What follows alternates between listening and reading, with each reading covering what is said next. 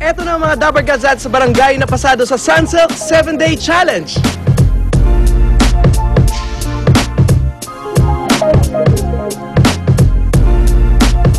After just 7 days, my hair is stronger, smoother, and more manageable. Congratulations! Take the Sunsilk 7-Day Challenge at may chance pa kayo manalo ng mga gadgets at 100,000 pesos!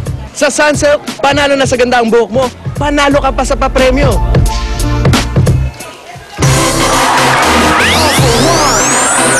One for all. All for one. All for one, one for all. All for one. All for one, one for all. All for one, all for one. One for all.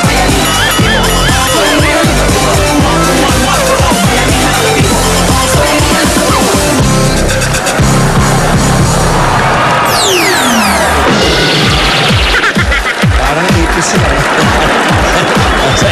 Hoy, salamat ulit sa ating choreographer, Alan Kilantang, and the Ugly Girl Dancers. Kumain kami ng pansit tsaka balot. Balot at pansit ni Anjo tsaka ni Jimmy.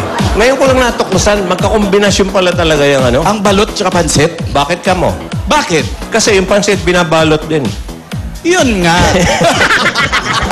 Yes, yun eh. Okay, eto na mga kaibigan na mas pinalawak na bayanihan at swerte. One for all for one, bayanihan of the people. Hatid ng Coca-Cola, Pure Gold, Bear Brand, Busog-Lusog Family Cereal Drink, Bangko Micro Savings Bank, Nokia, Natasha, Hanabishi, Bioderm, at ng special by Lucky Me, Alan P.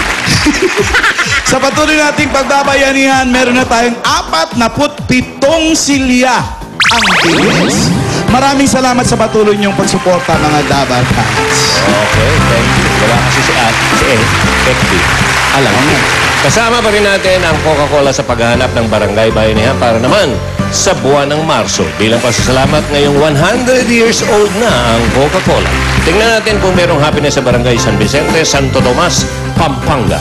PASOK.